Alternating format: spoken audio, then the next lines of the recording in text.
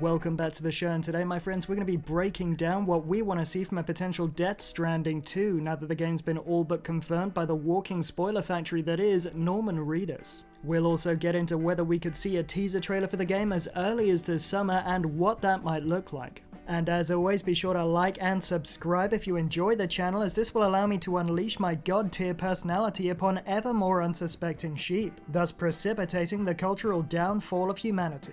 Now, a sequel to Hideo Kojima's Death Stranding has been on my wish list for a long time now, but to be honest, I never really thought that I was gonna get it. Upon release, it was revealed that Death Stranding was essentially the gaming equivalent of Marmite or religion, in that you either hated it and lashed out in your confusion of it, or you immediately loved it and decided to make it one of the fundamental pillars of your personality. I was one of the latter. From the moment that I slid the stylized disc into the thirsting physical media drive of my PlayStation console, I was in love. Now, a weak chin drooling smooth-brained gamma of an individual would tell you that Death Stranding was little more than a glorified UPS simulator built around a core gameplay loop of delivering packages to increasingly faraway people. In my opinion, these people should not be allowed to breed, because the reality is that Death Stranding is so much more than that. It's a winding, philosophy-heavy saga that sees a lone man attempt to reconnect the shattered remains of humanity that have been rent asunder by a cataclysmic event known as the Death Stranding, which, long story short, brought the world of the dead closer to that of the living.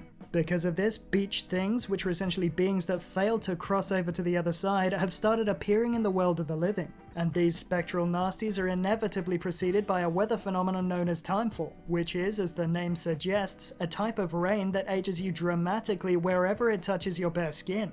On top of that, there are mad porters out there and straight-up terrorists to contend with. And just to cap it all off, a dead body, if left long enough and not incinerated, will transform into a BT. And to cap that off, if a BT were to come into contact with and consume a living person, it would create a nuclear bomb-sized explosion. In light of this, humanity collectively said, "I don't think I want any of that," and decided to hide itself away in walled cities and prepper bunkers, where it became increasingly sad and isolated and lost the will to have babies. A side effect of this is that, as a race, we became increasingly reliant on the few brave individuals, known as porters, who were still willing to brave the wilds in order to bring people the vital supplies they needed to carry on.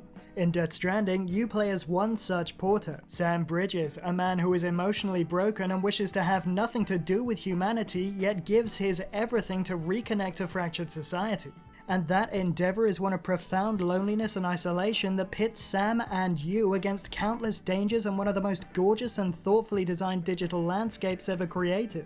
So yes, the core gameplay mechanic does, in its most simple form, involve delivering cargo, but at the same time, it's so much more than that. It's the context that's important. So in short, I thought that the game was a masterpiece, but not one that I ever thought I'd see a sequel to, because a lot of people didn't dig it, largely because it was just so radically different from anything Hideo Kojima had done in the past. So you can imagine my terrifying delight when Norman Reedus seemed to let on last year that he was in the process of negotiating his role in a potential sequel. I was elated. I briefly believed that I had managed to manifest the follow-up through sheer strength of will, and immediately set about trying to manifest other less wholesome things. Sadly though, my sexicorn never appeared, and my belief that Norman may have actually been referring to a sequel was shaken when the Death Stranding director's cut was announced and subsequently released last year. Then, earlier this week, my hopes of a Death Stranding 2 and Sinful Pleasure Beast were revived like a phoenix from the ashes when Norman Reedus once again saw fit to put his majestically enormous foot in his perfectly sculpted colossal mouth.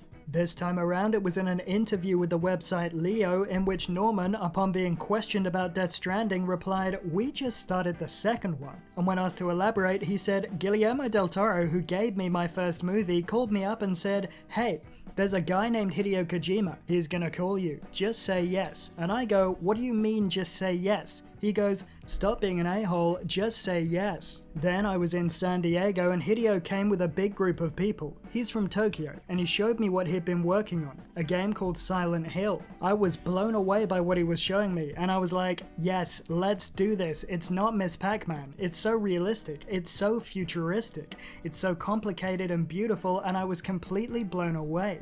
It took me maybe 2 or 3 years to finish all the mocap sessions and everything. It takes a lot of work. And then the game came out and it just won all these awards and it was a huge thing, so we just started part 2 of that. And that's the end of the quote, because it was at this point that I achieved completion, and this state of perpetual nirvana was only heightened when Hideo Kojima himself seemingly responded to the comments in a tweet, saying, "Go to your private room, my friend, thumbs up, heart emoji eyes." And if that wasn't Hideo Kojima tacitly admitting that the sequel was in the works, then I'm an absolute son of a bowler gun. So now that we know that Death Stranding is probably gonna happen, we can start getting excited about what it's gonna look like, and to shed some light on that, you need look no further than Hideo Kojima's previous development catalog. More specifically, I'm talking about the maestro's work on the Metal Gear franchise. Now, whilst the main quote-unquote themes of the Metal Gear games are somewhat unique from title to title, it'd be difficult to argue that there aren't long-standing themes and gameplay elements that are consistent, if iterated on, throughout. For example, the importance of language and information, their ability to control a populace, and the proliferation and threat posed by PMCs and nuclear weapons are pretty much present throughout.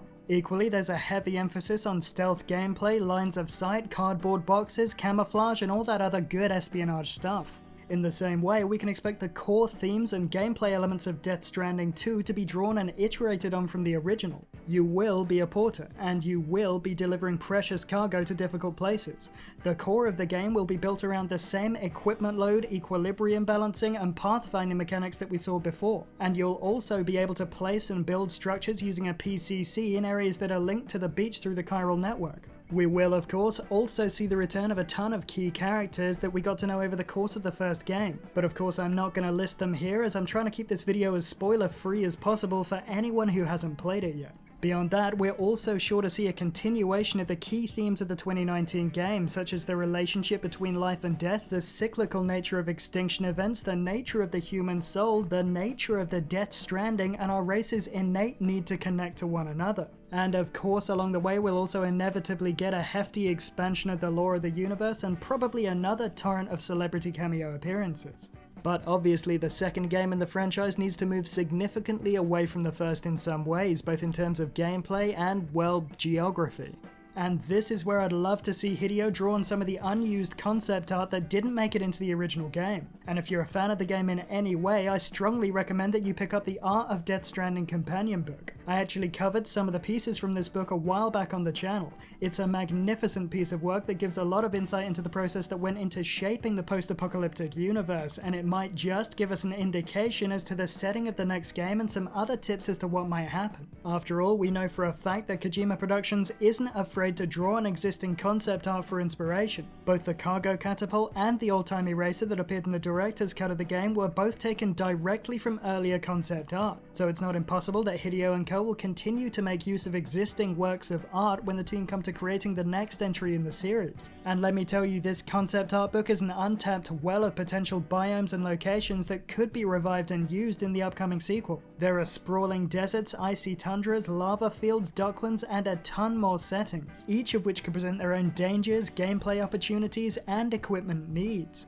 Beyond that, it would be good to see a deepening of the gameplay when it comes to combat and a little more nuance added to the equipment balancing mechanic, because right now it's a little simplistic and basically boils down to holding the right trigger to brace the pack on the right and the left for the left. I'd also love to see a greater level of clothing customization when it comes to Sam's protective suit and a wider variation of types of BT to be encountered in the open world. The first time around, there were largely just basic humanoid beach things and a few larger boss-type enemies that you had to take down if you were unlucky enough to be captured by the grunts. Beyond that, there were a few weird floating blobs and a couple of extra special big boys. But it's clear from the art book that there are a bunch of other BT concepts being considered in the early design phase of the game, and some of them were truly horrific. For example, there were ghostly figures with jellyfish heads and enormous Del Toro-esque titans that looked like they were ripped clean out of a child's fever dream nightmare. There is mad Dark Souls energy here in some of these designs, and this added layer of variety would inevitably make the combat and stealth gameplay a more enjoyable and above all tense experience.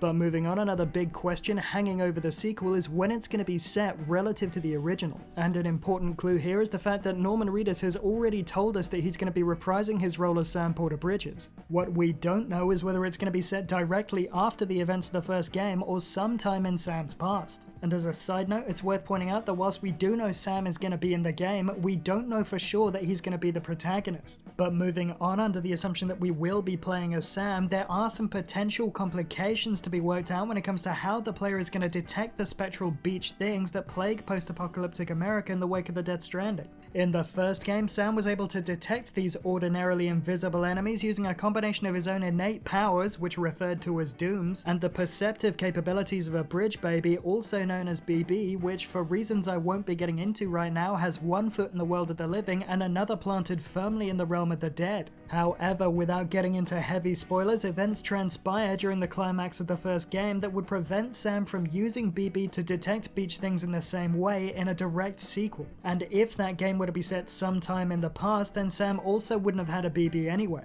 So the only real options here, regardless of when the game is set, are to remove BBs from the equation altogether, to make them visible to everyone, or to come up with a brand new way for Sam to detect the supernatural horrors. And obviously those are just a few quick broad stroke notes on what we could see in a potential sequel and the problems that the devs could face when creating it. And I'll probably go into a deeper dive in the coming weeks. In the meantime, be sure to let me know in the comments section below what you'd like to see in the next game, and if it's spicy, I'll throw your comments up in a later vid. Now moving on to the question as to when we might see a teaser trailer confirming the game's existence, well, I think there's an honest if slim chance that we could see it sometime this summer. And if that were to be the case, there are 3 possible places that it could be shown.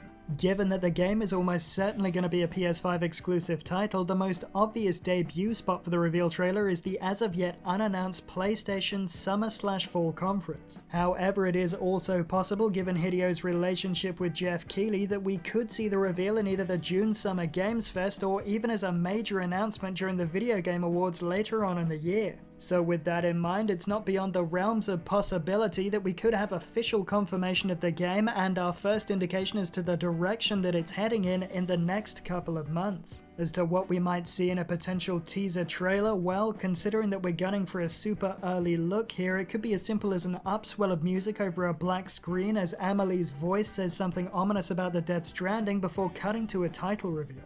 But given Hideo Kojima's penchant for the dramatic, I'd expect to see something more expansive, perhaps along the lines of the original 2016 Death Stranding reveal trailer. I'm talking a buck-naked Sam standing on the beach with music from Low Roar blasting in the background as twisted whales fly through the sky overhead and the earth burns in the background. You know, something truly cerebral that we can pick apart in the long radio silence to follow.